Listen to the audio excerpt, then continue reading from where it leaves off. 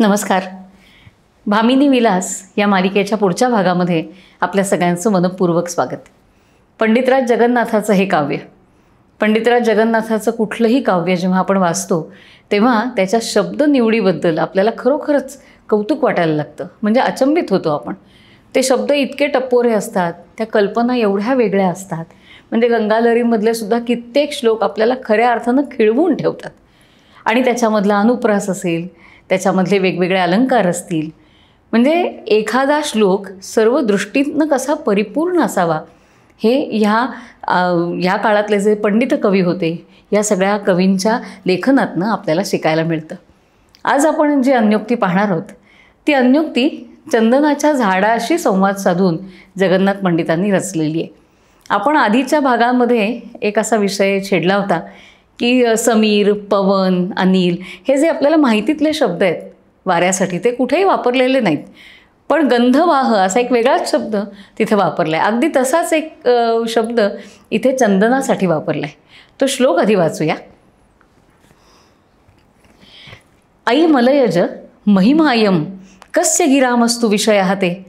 आई मलयज महिमा अयम कस्य गिरामस्तु विषयः ते. उद्गिरतो यद गरलम फणिनः पुष्णासी परिमलोद्गारैहि. आता इथे चंदन हा शब्द आपल्याला दिसत नाही आहे, पण ही अन्योक्ती चंदनासाठीच आहे. हा कुठे आहे चंदन शब्द दडलेला? तर मलयज हा जो शब्द आहे, मलयज ह्याचाच अर्थ चंदन. आपल्याला कुमार गंधर्वांनी गायलेलं पद आठवत असेल, मलयगिरीवर चंदनगंधित धूप तुला दाविला. तो चंदनगंधित म्हणजे चंदनाचा आणि त्या मलय पर्वताचा संबंध आहे. मलय पर्वतावरती चंदनाची झाडं आहेत. मलये भिल्ल पुरंध्री चंदन तरु काष्ठमिंधनम कुरुते अशी पण एक अन्योक्ती आपण पाहिलेली आहे की अतिपरिचयात अवज्ञा कशी असते. तर मलय पर्वतावरती राहणाऱ्या ज्या भिल्लिणी आहेत त्या रोजची चूल पेटवण्यासाठी सुद्धा चंदनाची झाडं वापरतात. अशी अतिपरिचयात अवज्ञा असं एक आपल्याला कल्पना एका श्लोकामध्ये सांगितली. त्यामुळे मलयज हा जो शब्द आहे हा शब्द म्हणजे चंदन. तेव्हा इथे जगन्नाथ पंडितांनी या मलयजाला हाक मारली आहे, त्याला साथ घातली आहे आणि ते म्हणत आहेत की हे चंदना, सांग बरं तुझा हा जो महिमा आहे हा खरोखरच कुणाच्या वाचेला समर्थपणे पेलवणार आहे, कुणाच्या वाणीचा तो विषय ठरू शकणार आहे. म्हणजे कुणीही तुझा महिमा अगदी योग्य रीतीनं वर्णन करण्यास समर्थ नाही. का समर्थ नाही? कारण हा महिमाच इतका अनन्यसाधारण आहे जे जगामध्ये सामान्यतः पाहायला मिळत नाही. ते चंदनाचं झाड आपल्याला प्रत्यक्ष करून दाखवतं आणि म्हणून हा महिमा असा वाणीने सहजगत्या संपूर्णपणे सांगता येत नाही. काय करतं चंदनाचं झाड? तर असं आपल्याकडे म्हटलं आहे आणि असतीलही, चंदनाच्या झाडाला साप विळखा घालून बसतात, नाग विळखा घालून बसलेले असतात आणि म्हणून चंदनापर्यंत झटकन पोचताही येत नाही. खरं तर ह्या नागांमुळे चंदनापर्यंत माणसं येत नाहीत किंवा ह्या नागांमुळे त्याच्या विषामुळे चंदनसुद्धा कदाचित विषारी होत असेल, पण तरीसुद्धा हा आपल्याजवळ बसलेला आपला शत्रू असूनसुद्धा चंदनाचं झाड त्याच्याशी शत्रुत्वाच्या नात्याने वागत नाही, शत्रुत्व मनात ठेवून ते वागत नाही. तर असं म्हटलं आहे की जे साप, जे नाग तुझ्यावरती विष ओकतात, शब्द वापरला आहे उद्गिरतो यद गरलम. गरल म्हणजे विष तुझ्यावरती टाकत असतात, त्या सापांनासुद्धा तू परिमळानं, तुझ्या अत्यंत सुंदर अशा वासानं आणि मुख्य म्हणजे तुझ्या थंड प्रवृत्तीनं तू त्या सापांनासुद्धा पुष्ट करतोस. त्या सापांनासुद्धा बरं वाटेल असाच तुझा आश्रय असतो. त्यामुळे ते वस्तुतः तुझ्याशी तेवढे चांगले वागत नाहीत, तरीसुद्धा तू त्यांच्याशी शत्रुत्वाच्या नात्यानं वागत नाहीस. हा महिमा चंदनाचा सांगणं हे संपूर्णपणे म्हणजे जगन्नाथ असं म्हणत आहेत की हे कुणाच्याही वाणीला शक्य नाही. का? कारण समाजामध्ये अशी फार कमी माणसं दिसतात की जी शत्रूशी सुद्धा शत्रू म्हणून वागत नाहीत.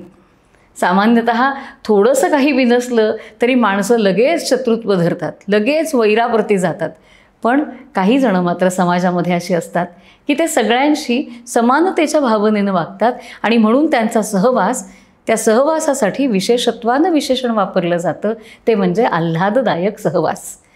म्हणजे ज्ञानोबांचा सुद्धा आपण त्याच्यामध्ये विचार करू शकतो की समाजानं तसं ह्या भावंडांना खूप त्रास दिला, छळलं, पण तरीसुद्धा या समाजाच्या बाबतीमध्ये ज्ञानोबांनी मात्र कधीही वैरभाव धरला नाही किंवा यांनी मला छळलं ना, आता मी बघा कसा त्यांच्याशी वागतो, हा भाव त्यांच्या मनात कधीही नव्हता.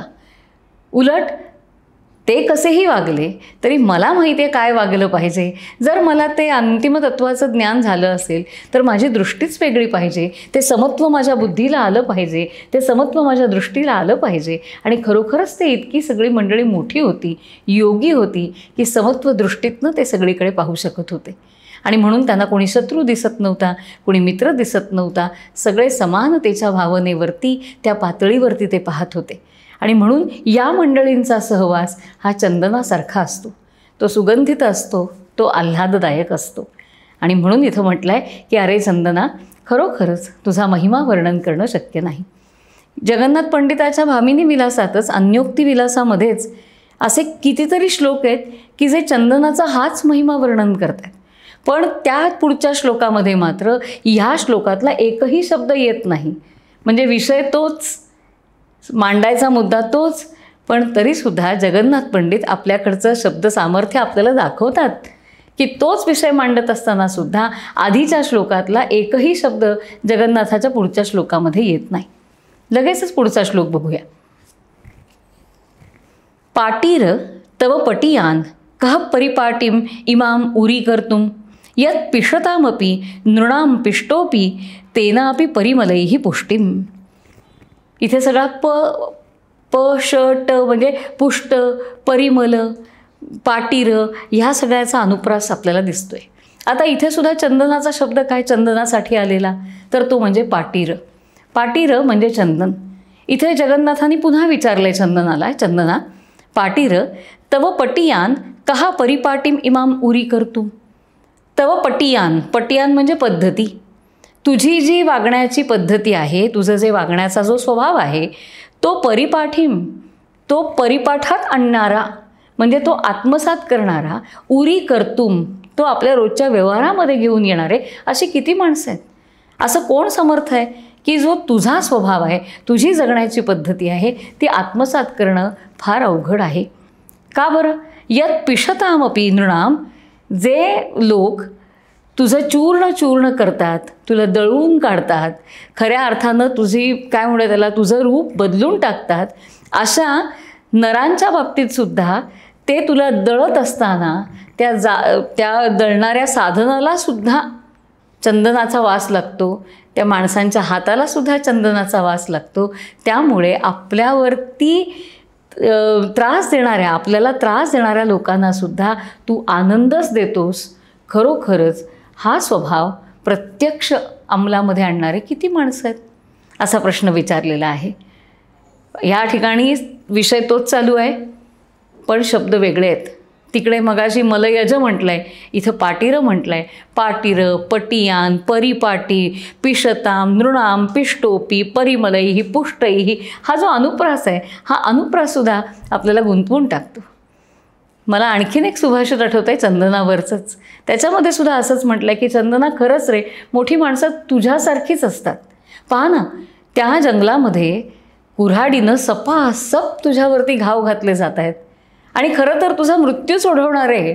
पण असं असतानासुद्धा तू त्या कुऱ्हाडीच्या पात्याशी वैर धरत नाहीस.